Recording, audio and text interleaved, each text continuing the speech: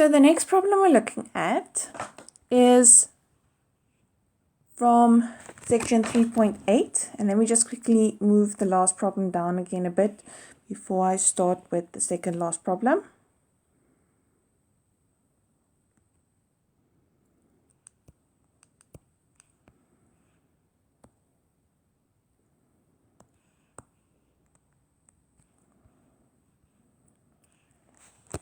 All right, so this is from section 3.8, and it says,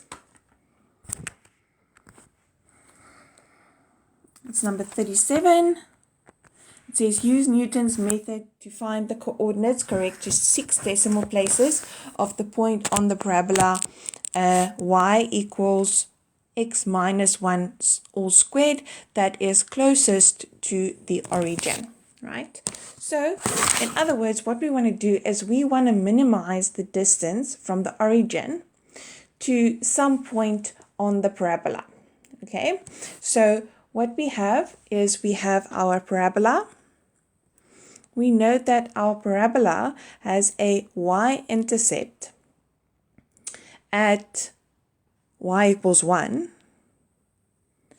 and it turns on the x-axis. So this is 1, and then this is also 1 over there, and the equation is y equals x minus 1 squared, right? So how do we get our y-intercept?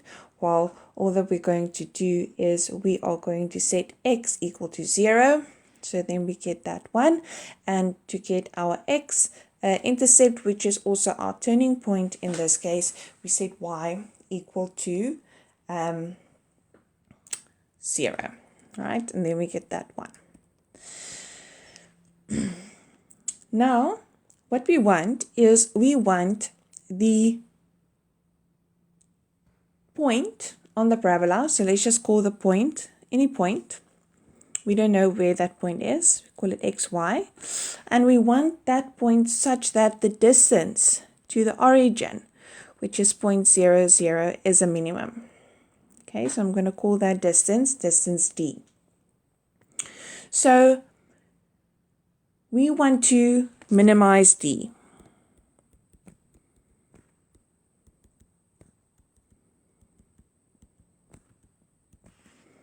Right? So d equals the square root of x squared plus y squared. Okay? And we know what y squared is equal to. Y squared equals x minus 1 squared. So this is going to be the square root of x squared plus x minus 1 squared. I almost missed a very important point. So this is y, remember, but we are writing in y squared here. So this has to be squared as well. Okay, so it's y squared. So it's x minus 1 squared squared. Okay, so we have the square root of x squared plus x minus 1 to the 4. All right. Now, if what are we going to do? Well, we are going to look at the derivative of d. But when we have a square root in our equation, the derivative is going to become a little bit complicated. But luckily, we know that when the derivative of d is 0, d will be minimized.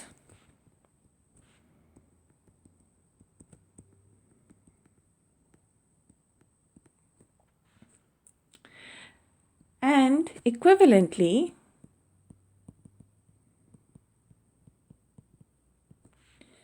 d squared will also be minimized. So I'm just going to call d squared s.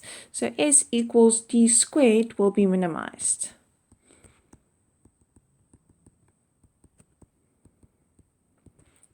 So we will use Newton's method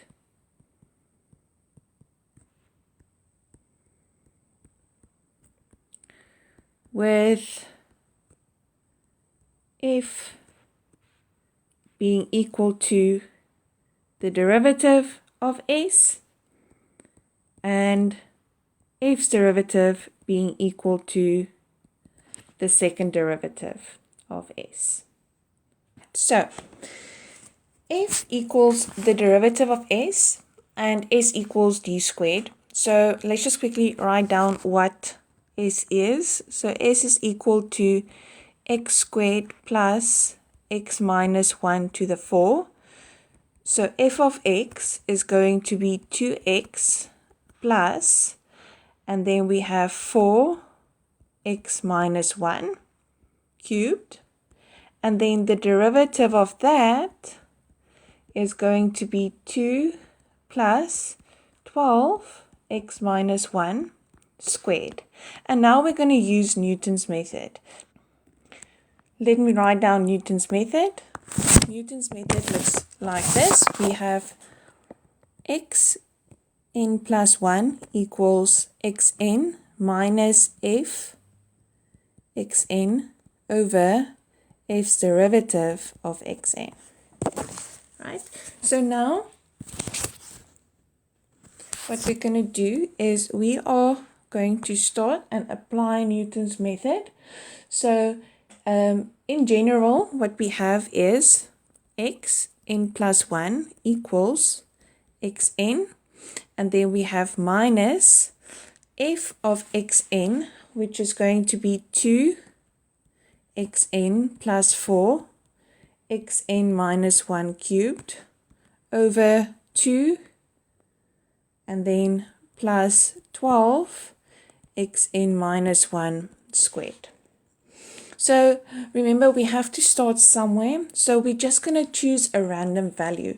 A good choice might be x equals a half. So if we look at some value that we'll guess, we can choose x equals a half. So let's try that. So we start with that for our estimation. So we try x1 equals 0.5. What you'll do is you'll get x2 by substituting in x1. So you have 0.5 minus 2 times 0.5 plus 4, 0.5 minus 1 cubed over 2 plus 12, 0.5 minus 1 squared, and then you'll get x2.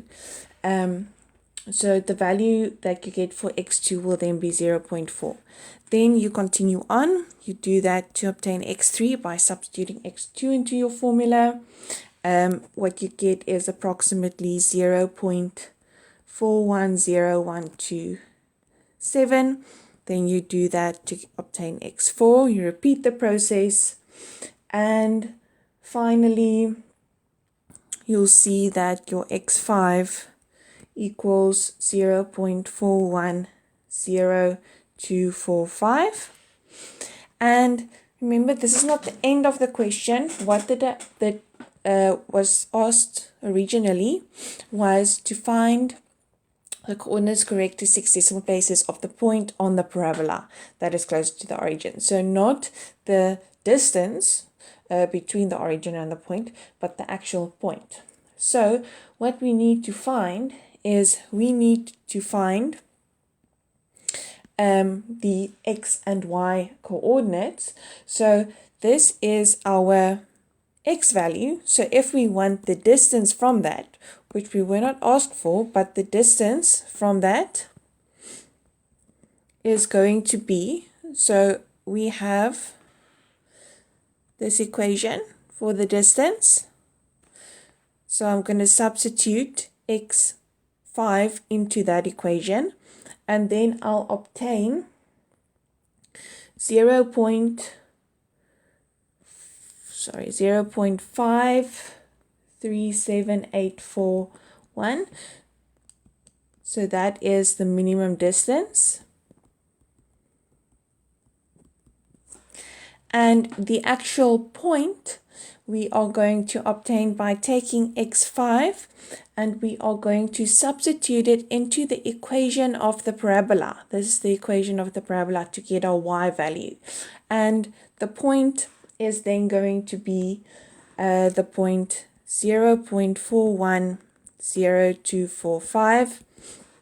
and the y value we obtain is 0.347810, and that is correct to 6 decimal places. Oh, sorry, just a side note, what I forgot to mention was, why did we stop here? Well, we stopped there because x4 was the same as x5 to 6 decimal places. So you'll see that if you work out your x4, you get the same first 6 decimal places. So that's why we stopped at x5.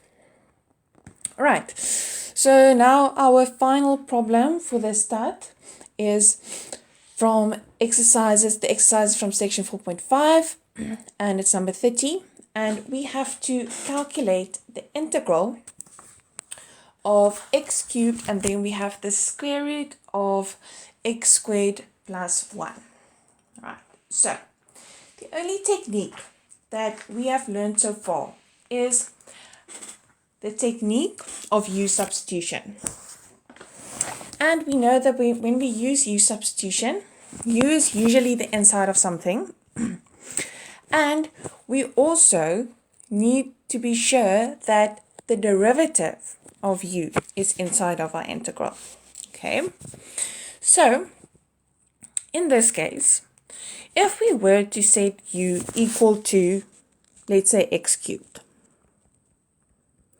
then du dx is going to be 3x squared. And that's not going to help us at all, because that derivative of u is not inside of our integral. But let's now try the way where u is usually the inside of something. So the inside of something in this case is going to be x squared plus 1. Let's see what happens. So then du dx equals 2x, right? And is 2x, so remember, disregard constants when you're looking for whether the derivative of u is inside of your integral. So do we have an x inside of our integral? Yes, we have. Well, we actually have x squared times x, but as long as we have the derivative in there, we are fine. So this can actually work. So let me just write this as du equals 2x dx, which means that we have dx equals du over 2x. So let's substitute this back into our integral. So what we have now is we have the integral of, I'm going to keep this x cubed just for now. Then I have the square root of u, and then I have du over 2x. That x cancels with one of those. So now I'm left with the integral of x squared times the square root of u du. But I have a problem because I'm integrating with respect to u, but I have an x in there. So I want to get rid of that x. So what I'm going to do is I'm going to just use what I said u equal to again, and I'm just going to write my x in terms of u from that. So x squared is going to be equal to u minus 1. So this is going to be equal to the integral of u minus 1, u to a half du. So why is this a lot better than the one we started with originally? Well, the one we started with originally, we had x cubed times the square root of the sum of something. So we could not multiply that x squared into our square root. But now we have a square root of a single term, and we can multiply that into our brackets, and then we can easily integrate. So this is simply going to be the integral of u to the 3 over 2 minus u to a half du, which is going to be the integral of, I'm going to integrate now. So it's u to the 1 power higher divided by the higher power. The same for this one. All right, so that is just going to be 2 over 5 u to the 5 over 2 minus 2 over 3 u to the 3 over 2. Right, and what am I forgetting? while I am forgetting my constant. Don't forget your constants if we have an indefinite integral. So it's plus c everywhere. Am I done when I get here? No, I'm not done. Why am I not done? Well, originally I started with an integral in terms of x, so my answer has to be in terms of x. So I have to replace u by x squared plus 1. So it's going to be 2 over 5 x squared plus 1 to the 5 over 2 minus 2 over 3, that's very bad 3, x squared plus 1 to the 3 over 2 plus c. All right, so